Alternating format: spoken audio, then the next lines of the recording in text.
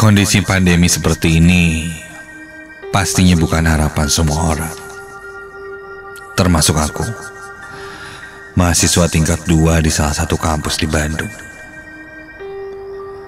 Untuk menyambung hidup, aku pun akhirnya mendaftar sebagai driver ojek online di sela-sela waktu kosong kelasku. Kuliah yang masih berbasis daring membuatku sedikit leluasa mencari tambahan lain untuk biaya kuliah dan sehari-hari. Aku tidak tinggal dengan orang tuaku. Asalku dari Garut. Di Bandung, aku tinggal di sebuah kosan di sekitaran Cicadas. Malam hari ini, aku akan bagikan pengalamanku. Pengalaman seram yang jika teringat selalu menjadi mimpi buruk untukku.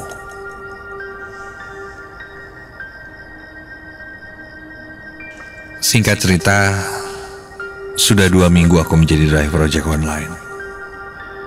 Mulai dari mengantarkan customer, mengantarkan makanan, bahkan sampai kiriman barang, semua sudah pernah aku lakukan.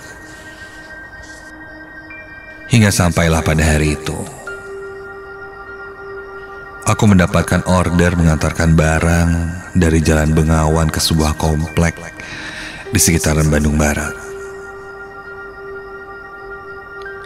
Lumayan jauh, tapi sudahlah. Sekitar jam 8 malam, aku pick up barangnya lalu segera meluncur ke tempat pengantaran.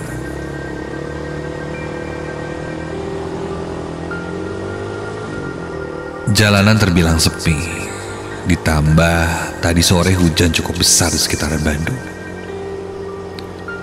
membuat jalanan masih terlihat basah dan juga ada air yang menggenang. Aku arahkan motorku mulai masuk ke jalanan komplek. Sebuah komplek yang rumahnya besar-besar. Jalannya pun cukup besar, tapi sangat sepi dan hening. Tak ada kendaraan yang lewat. Rumah besar yang berdiri nampak dingin melihatku berjalan melewati setiap bloknya. Sampailah aku di sebuah jalan yang tidak ada perumahannya. Sepertinya belum dibangun rumah, masih berupa tanah. Tak jauh di depanku ada sebuah jembatan yang melintang, hingga di bawahnya membuat terowongan kecil.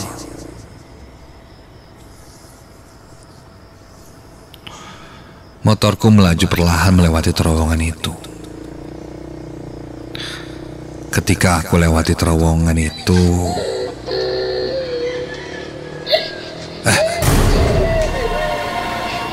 terdengar ada suara tangis anak kecil menggema. Ketika aku melewati terowongan itu, kontan aku berhenti. Aku berhenti tepat setelah melewati terowongan dan refleks menengok ke belakang.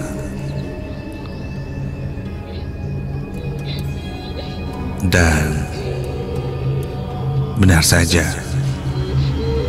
ada seorang anak kecil, sepertinya perempuan, berdiri di pinggir terowongan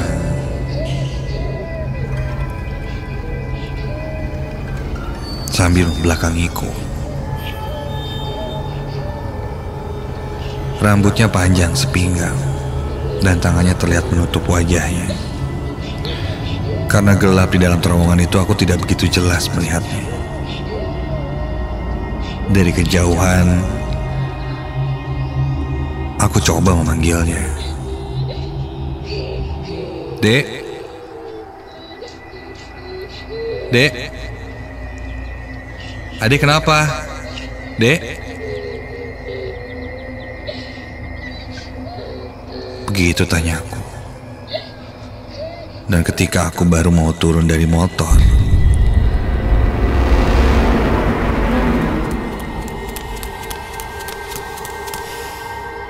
anak kecil itu berlari menjauh, lalu seperti bersembunyi, menghilang dari pandanganku. Ketika aku mau mengejarnya, handphoneku bergetar. Dan kulihat customerku sudah menanyakan barangnya ada di mana. Buru-buru aku langsung bergegas pergi ke tujuan semulaku.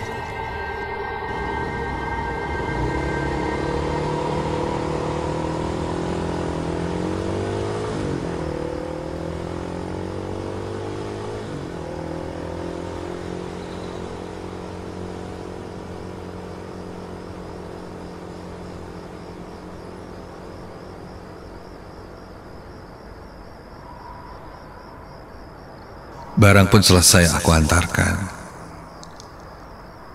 Karena sudah cukup malam, aku memutuskan itu orderan terakhirku. Dan aku akan bergegas pulang. Aku bertolak kembali ke jalan yang sebelumnya, yang tadi aku lewati, termasuk terowongan di bawah jembatan itu. Aku melaju perlahan melewati kolong jembatan itu dan coba perhatikan lagi kiri dan kanan. Karena memang sangat gelap saat itu, aku pun tidak melihat siapa-siapa di sana. Sampai baru saja aku melewati terowongan itu, kembali ku dengar suara tangisan anak kecil. Aku pun berhenti dan menengok ke belakang. Kali ini jelas terlihat ada bayangan anak kecil yang sedang jongkok memeluk lututnya dan menangis. Tadi perasaan kok nggak ada. Sekarang aku benar-benar berhenti. Aku parkirkan motorku di pinggir jalan, lalu turun dari motor.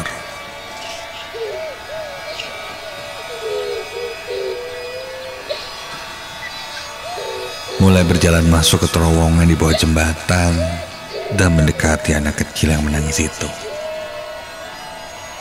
Dan benar saja, ada anak kecil.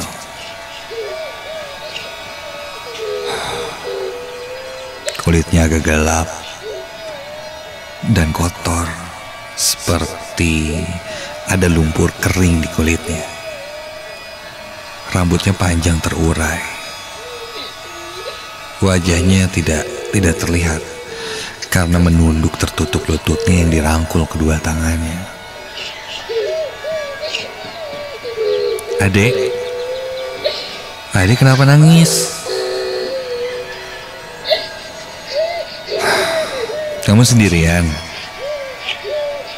Orang tua kamu di mana? Dek,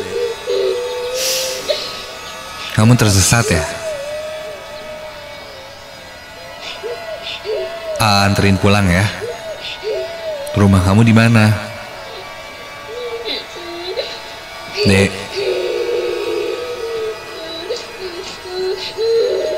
Ya udah yuk berdiri, jangan di sini. Gelap dek. Yuk, sini anterin ya. Karena dia tidak menjawab, aku pun langsung memegang tangannya dan menuntun anak kecil itu untuk berdiri dan keluar dari terowongan. Aku pegang pergelangan tangannya. Tangannya sangat kurus. Aku pegang tangannya dan menuntunnya keluar. Dia berjalan di belakangku. Sampai keluar terowongan masih terasa aku pegang tangannya. Anterin kamu, tapi kamu kasih tahu rumah kamu di mana, ya? Begitu kataku. Seraya aku tengok ke belakang, melihat anak itu dan... Loh? Hah? Kok? Anak itu tidak ada. Hilang. Tapi... tanganku masih terasa memegang tangan anak itu. Iya. Di genggaman tanganku masih terasa pergelangan tangannya. Tapi wujudnya tidak ada. Refleks aku langsung melepas pegangan tanganku. Mendadak sekujur tubuhku merinding. Tadi itu apa? Buru-buru aku langsung kembali ke motorku dan menyalakan motorku. Aduh. Apalagi sih?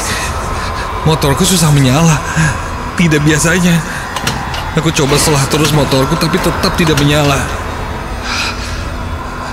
Aku coba cari bantuan tapi di sekitarku hanya jalanan kosong yang sepi. Tidak ada kendaraan lain yang lewat. Aku mulai panik.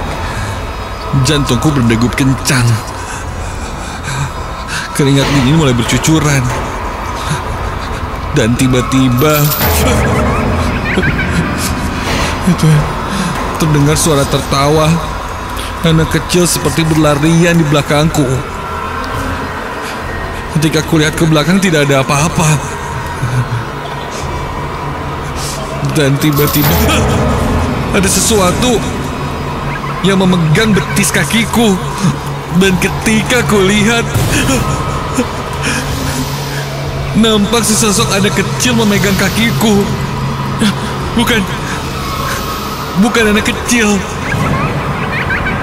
Sosok itu memang seperti anak kecil, tapi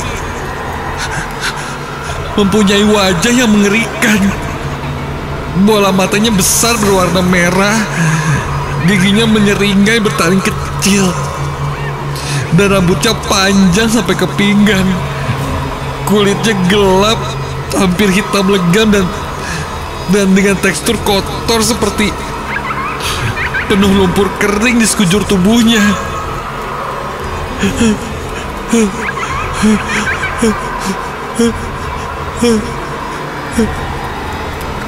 Dan sosok itu seakan berkata,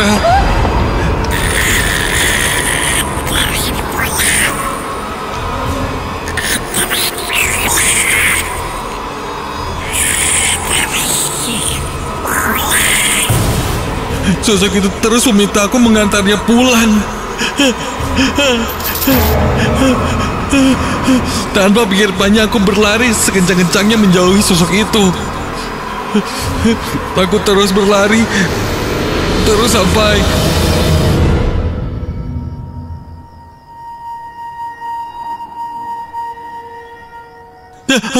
akhirnya aku bertemu seorang satpam yang berjaga di sana. Aku yang masih panik coba menjelaskan dengan terbata-bata. Satpam itu coba menenangkanku dan langsung mengantarku mengambil motor. Dan ketika dinyalakan, motorku itu tidak bermasalah sedikit pun. Dan ketika aku lihat lagi ke sekitar, sosok aneh itu pun sudah hilang.